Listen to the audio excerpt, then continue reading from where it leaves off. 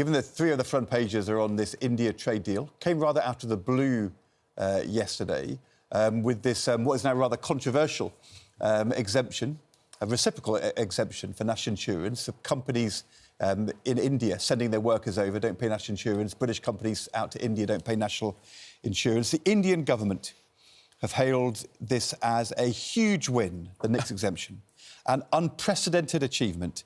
This will make Indian service providers significantly more competitive in the UK. So the Indian government are very excited about this, the deal. It's going to make them more competitive. Who's going to be less competitive?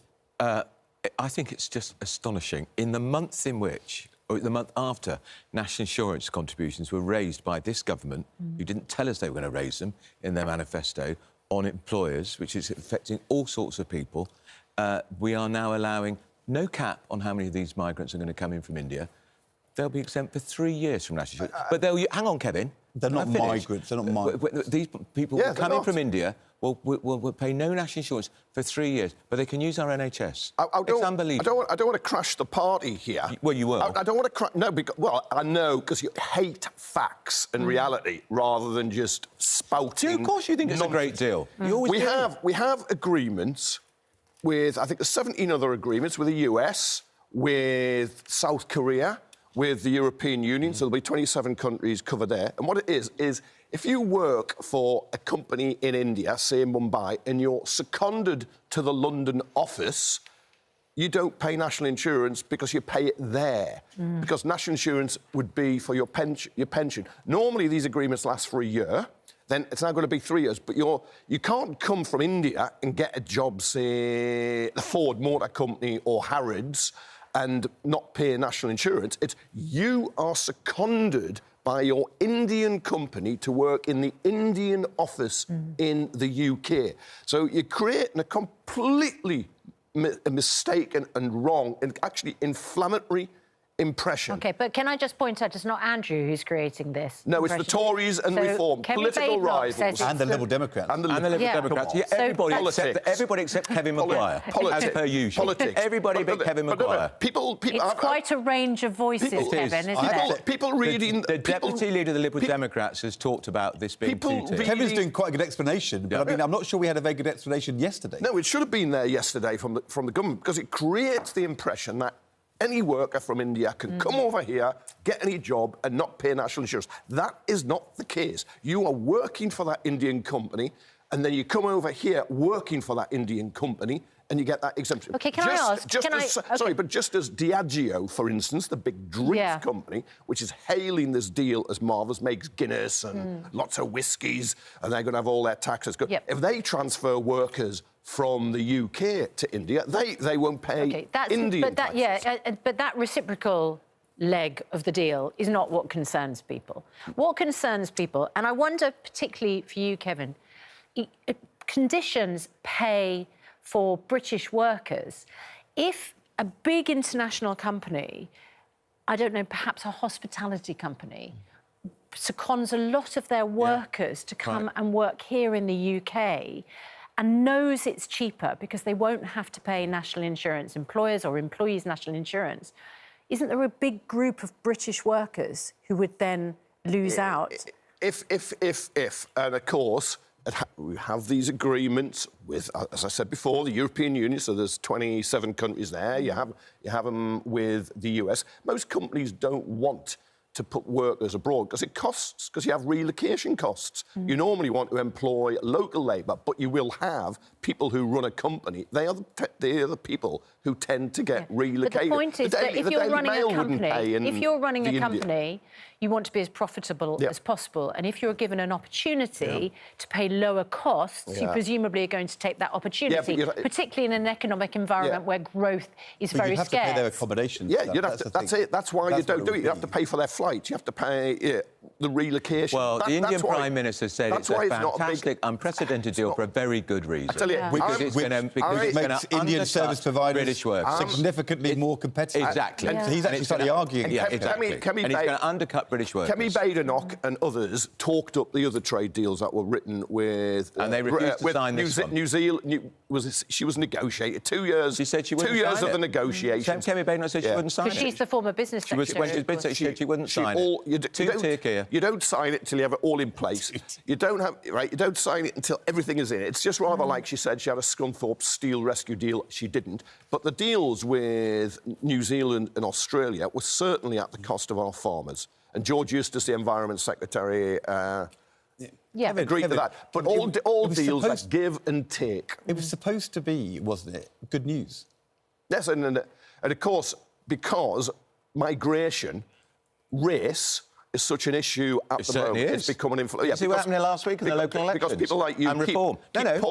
keep pouring on it by talking nonsense. Because people in this country feel immigration is too high. They feel migration is too high. People feel strangers in their own towns and communities. There was a huge vote for reform last week. Ask Nigel Farage what the vote was about.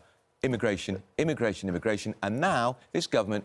a week later, just a few days later, does this deal. Yesterday, you were saying it was winter fuel that was coming up on the doorsteps. That was the other thing. Immigration. Yeah. Both of them, Kevin. This is just nonsense. OK, but Kevin, if you put the immigration issue aside, if you put any issue about race aside, isn't this about how companies could use a cheaper alternative to British workers? Isn't that the concern?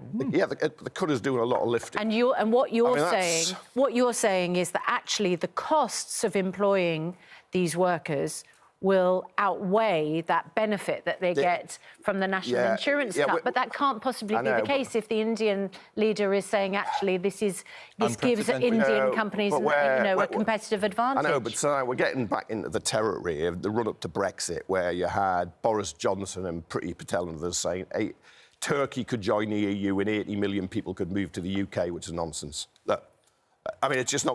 you're not going to get this mass movement. So the Prime Minister is wrong, is he? No, he's wrong, is he? He's got to sell it. He's got to sell his deal. Unprecedented. Because what they don't want is for their workers to be discriminated against around the world. And they want to charge them national insurance back in India, or whatever they call it, that's social employment, security, which are very high. And you'd be double taxed if you paid it there and you paid it here. He wants to continue paying it there. We have two other issues. One is that, Andrew, as Kevin says, what this has done is now revealed to people that actually we have 17 of these agreements. Mad. So apparently there are many, many workers outside of the UK who already benefit from the fact that they don't have to pay national insurance, and I think a lot of people didn't realise that. So that feels like it's not just an Indian benefit. Again, it's where you're seconded by your firm. You're not going to work for another British firm. You're seconded by your firm. And then we have a separate issue, which is The Guardian reporting this morning that the Home Secretary was not told about the government's plans to make it cheaper for Indian workers to come to the UK as part of the free trade agreement. Just reporting the words of The Guardian here. The Home Secretary was said to be left in the dark over controversial elements of the agreement, which means that Indian workers and companies avoid national insurance, even as those on British employers are being hiked. The Guardian also reports Home Office officials are said to have been confused by the process of agreeing the deal, having expected to be informed about anything which could increase migration to the UK. Home Office in charge of immigration. Home Office in charge. I don't think I've ever noticed anything quite so passive-aggressive in The Guardian before. Extraordinary that the biggest department... that the Home Office is all about migration and tackling migration and illegal migration and numbers... not even in the loop. And trying to spin a story every day of how they are getting... to grips with migration. And they weren't even... It didn't occur to this government, joined up thinking, to tell the Home Secretary about this. You would imagine, Kevin, that if the Home Office had been informed, you would have a statement from the Home Office saying extremely welcome business deal. You know, these workers are welcome. They will pay their way and bring an enormous benefit to the economy, and we have no concerns about overall migration effects. The announcement feels rushed. Yeah. Unquestionably, further and faster. Yeah. Well, here we are, we're doing something that to try and stop the row over national... to stop the row, I imagine... Hang on, don't speak over me. Have your word as original. Like you don't talk over me all the time. This is... They rushed this out because of the row over the Guardian front page yesterday over winter fuel. No, I think... it's not specifically because of that. Not specifically? They want to be shown to be doing things... And I think you've got to prepare the ground for these announcements. You've got to, you can't blow it like this. It's a government that's in chaos. And they were trying to lever it up in advance of the US deal, which they're also hoping to do. Well, they've done it.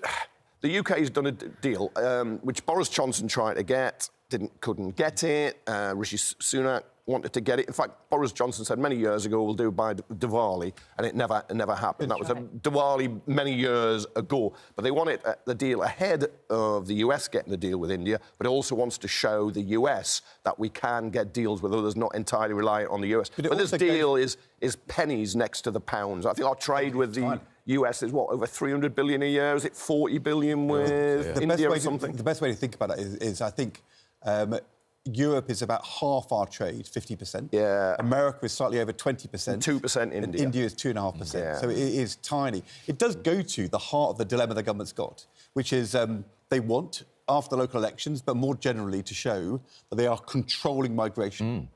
That is, they've got a white paper up to control migration. Yeah. But you've also got the Treasury saying, we want the economy to grow. We want the economy to grow. We want to be able to announce a trade deal with India, £4 billion boost. Yeah. And so the Treasury say, the growth has been coming in recent years. I mean, let's be honest, under the previous government, through big migration numbers. And it never occurred to the Business Department or the Treasury or Number 10 to talk to the Home Office about this. Unbelievable. What a way to run it. I think if you went back, you'll probably find over 3 years that there's been contact between officials, possibly even ministers. But if they didn't tell the Home Secretary before announcing the deal, that is a big error. And that's why you end up getting in a mess like they are in now, where it's been misrepresented. Meanwhile, front of your paper this morning, our big story yesterday, and it had a huge response from viewers. This angry backlash over winter fuel payments, and the fact that he sparked another angry backlash by refusing to do a U-turn. We challenged the Health Secretary Wes Streeting directly on this programme yesterday, and he said, looks like Number 10 have said we're not changing course.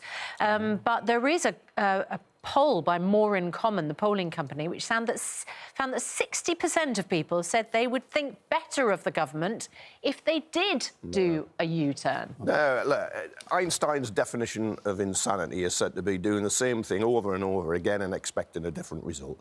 You take away winter fuel allowance, you're going to get hammered every time. To think that you're going to explain it away and people will just say, OK, that was a past battle, you've lost the money. But they can't possibly U-turn now, can they, after they've completely ruled it out? It would be better to U-turn now. The More Common poll says that people do not think a U-turn is a bad thing. They actually say, don't think a U-turn is a bad thing. That's right. If it makes things better. I mean, look, their massive achievement here. You know, you guys, as always, have been rowing about migration. I mean, this issue unites you. I mean, if you look, the Daily Express and the Daily Mirror basically have the same front page on the winter allowance. And so, I mean, to unite left and right. Well, and I'm we agree on convinced that's why they rushed out this botched Indian trade deal, because this is a very toxic row for the Labour government, the winter fuel allowance. You can't... look, Kevin knows Labour MPs much better than I do. You can't find a Labour MP privately who's got a good word to say about it. I found when it was announced, when I found some cabinet ministers, other ministers and some MPs were prepared to try and defend it. Privately in conversations. None of them do now, because they've been bombarded with complaints in their constituencies. And they just know it's just going to... It's scarring. I spoke to Ian Duncan Smith about this, of course, the Conservative former Work and Pension Secretary, who imposed terrible cuts, and then he quit over, a cut too far he's asked to make by the then Chancellor George Osborne. And he recognises some of the changes he made, you just never escape them. People don't forgive you. And that's what's happened with winter fuel. It's going to go all the way to the next election. And so it would be better. Can they U-turn now? They could. Do they show any signs of doing it? No, they don't. They said they won't. But you'd be better off doing it today than tomorrow. But you'd be better off doing it tomorrow than Friday. Just get it out of the way. Yeah. Because they've made a colossal, catastrophic error. Yeah. Let's talk about something. This is a remarkable achievement for the campaigners, including the mum of Olivia Pratt-Corbell. Olivia's the man who killed Olivia. Refused to attend court for his sentencing. Very distressing.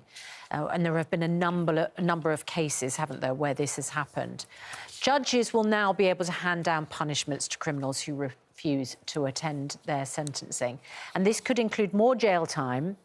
Of course, if you're being faced with a long prison sentence or a whole life order, more jail time not much won't have impact at all. But you could lose your privileges in prison.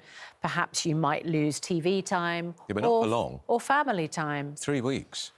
Not long. Why did they say, if you're not coming to court, you're not having TV, right? You're not going to have TV in your prison cell at all?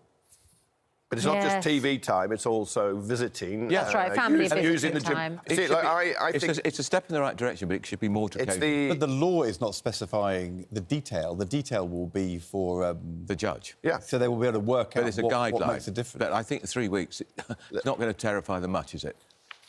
3 weeks wouldn't, but it's... You're not having any television ever in your cell. Judges will, having sat through a case and heard of somebody who's been murdered in the most horrific way, will come down heavy, I think, on people who then are too cowardly and go and hear I still think they should drag sentences. them into court and gag them. Yeah, Well, we will ask them about that, because I think that is a real question for families, whether that would be better or whether they would find that more upsetting. Well, yeah. If That's what the judges are always worried about, that it ends up undermining the court, giving them a platform to be disruptive that would upset the... Gag them. But they can't speak. You'd have them rocking in the court, wouldn't you? I mean, you could totally restrain them.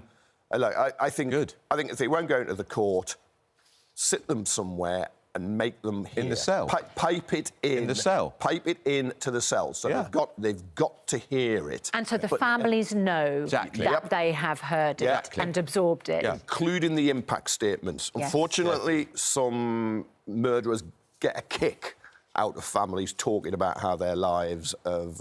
Really? And well, they're murderers and they're pretty vile. But I would still do it. I would pipe it in so they cannot, can't close their ears. But you can't stop them screaming and shouting if that's what they want to do. Well, you get them. it is in itself an achievement. It is. And the campaigners, have had to overcome an enormous amount of personal pain in order to do this. And Olivia's mum, Cheryl, has met 2 prime ministers, so we will talk to her after 8 about whether she feels a sense of, she's done something for her daughter. Because she picked up just lengthening the sentence wasn't a big enough deterrent. Right. If somebody's getting a whole life sentence or 40, 50 years. Yeah, what's 2 more years? Let's talk about a remarkable day today, because it is the 80th anniversary of the surrender of the Nazis and the announcement of victory in Europe. Queen spent yesterday at the Tower of London, surrounded by those beautiful 30,000 ceramic poppies for the VE Day anniversary.